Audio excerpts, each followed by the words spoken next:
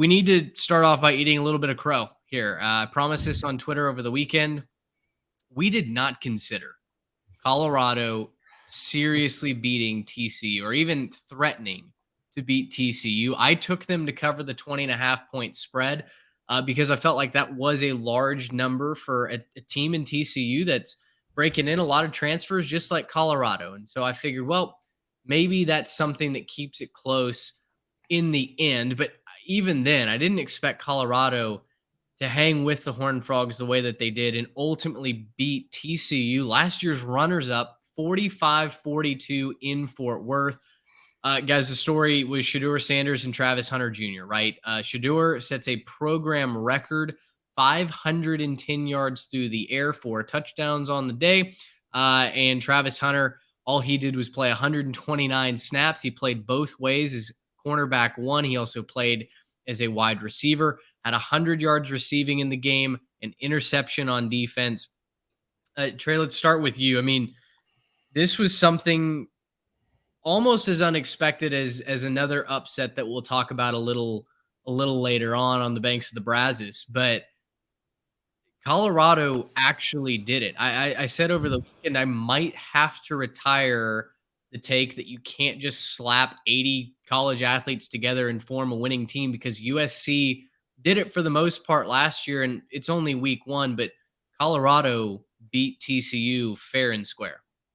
That they did. And it was a track meet. It was a really, really fun college football game. There was not a lot of defense being played. Yeah.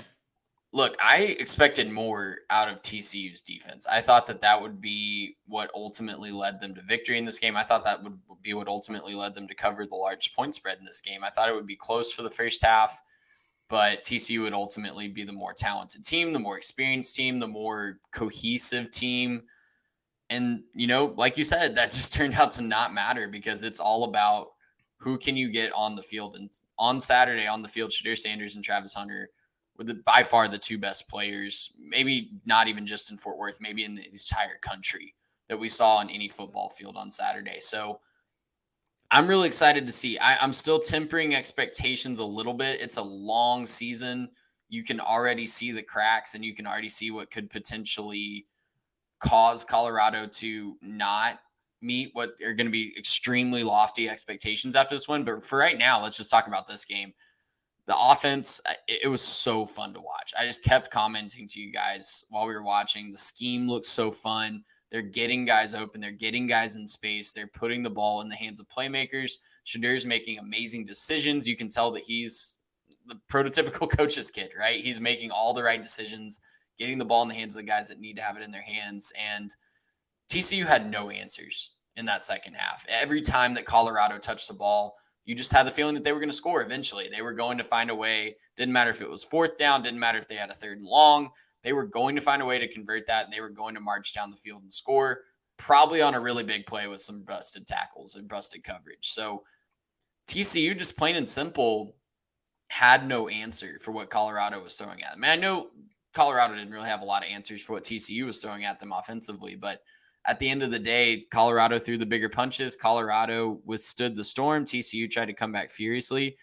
And Shedeur Sanders really outplayed Chandler Morris down the stretch. And Colorado's hired guns through the transfer portal beat TCU's hired guns through the transfer portal head-to-head. Yeah, Garrett, it's not like Chandler Morris played poorly necessarily. 279 yards, 2 touchdowns, but he did throw 2 really bad interceptions. One of them in the end zone, one of them steps away from the pearly gates when Travis Hunter made a sensational diving interception. Shedeur stepped up, and folks were commenting. I saw on the YouTube channel, folks were commenting even on Twitter, that hey, Shedeur had offers to Power 5 institutions. Our point wasn't that Shedeur can't be a good quarterback. Our question was, is he going to step up in game one, even in season one, and make a statement to back up all this hype? And lo and behold, I mean, he did it. He was the gunslinger, the better player on the field that day. Yeah, and the thing that I was thinking about Shedeur is obviously, like, he had to make that step. He had the talent, but playing your first game against Power 5 competition anywhere is tough. Nonetheless, playing TCU, whose defense did a good job down the stretch against a lot of Big 12 teams. And, obviously the playoffs is a different story for them, but still played really well in spots and was able to do things effectively.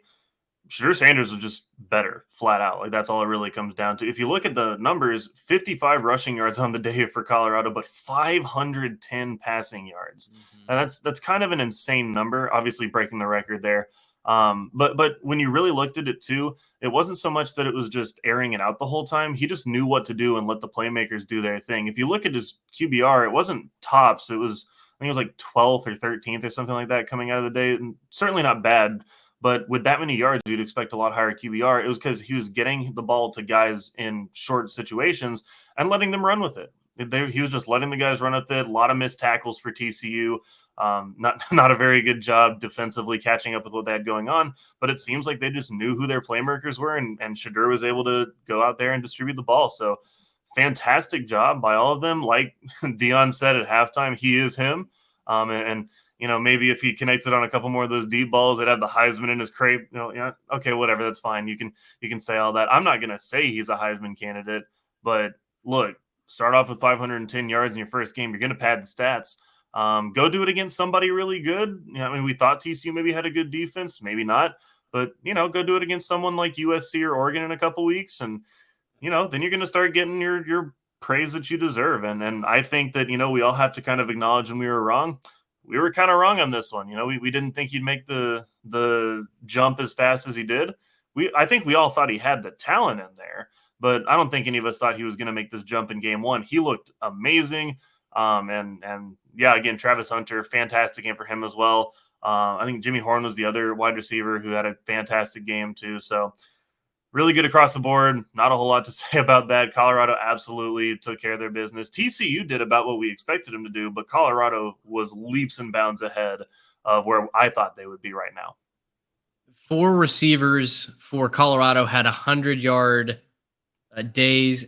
Colorado only had 2 wide receivers all of last year reach 100 yards in a single game. They do it 4 times in the season opener. Dylan Edwards, the former Notre Dame commit who decommitted from the Fighting Irish, had grown up, basically revered Dion as a father figure, commits to Colorado, has 3 touchdowns receiving on the day. Garrett, you mentioned they couldn't do anything on the ground. And I certainly don't want to cast any sort of thundercloud over this win for Colorado, but I do think it's important for us to not back off the point either. Listen, Colorado came out and did something that we did not expect, right? The offense looks legitimate.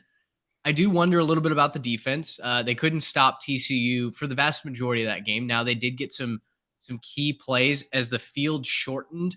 That defense seemed to bow up a little bit, and shout out to the Colorado secondary for doing a good job there. In the first half, I thought Colorado's battle in the trenches, they played fine, right? And my whole point was I didn't expect them to play fine. The offensive line or the defensive line, I really questioned what they had there. Now, over the course of that game, I think you saw the offensive line get exposed a little bit, right? You can't run the ball. They weren't able to move the chains in short down and distances when they just had to run the football. They had to rely on it through the air. And so that, I think, as you get deeper into the Pac-12 schedule, is certainly going to be a concern. For TCU, though, guys, TCU, we thought TCU's defense would kind of be the hallmark of this team. We were questioning what Chandler Morris would bring in. Yes, of course, a lot of talent in the wide receiver positions. JoJo Earl, they had Trey Sanders coming in from Alabama at the running back position. But we didn't know about the quarterback. The offense was fine. 42 points should win you a lot of games over the course of a season. But the fact that the defense couldn't do much, the fact that the defense looked a step slow, is a real concern for TCU. And right now, where I sit, 9-3, where I projected them to go, that might be a little optimistic from what we saw in week 1. Now, you don't just draw conclusions over the course of the entire season from week 1, but it does certainly give you a cause for pause. Yeah, absolutely. Especially for a program that historically has prided itself in its defensive back play, right? You think about all the guys from TCU that are now on NFL rosters. lighting up the NFL draft boards year in and year out coming out of TCU. But they've got to fix it, plain and simple. It's not like they're going to find any lesser passing attacks on their Big 12 schedule. Their fans know that. They know that within the building. Historically, their track record is that they will get this fixed. We've seen difficulty at the beginning of seasons before, and we've seen that turn around throughout the year. And quite frankly, they had no idea what Colorado was going to throw at them, right? They had no idea.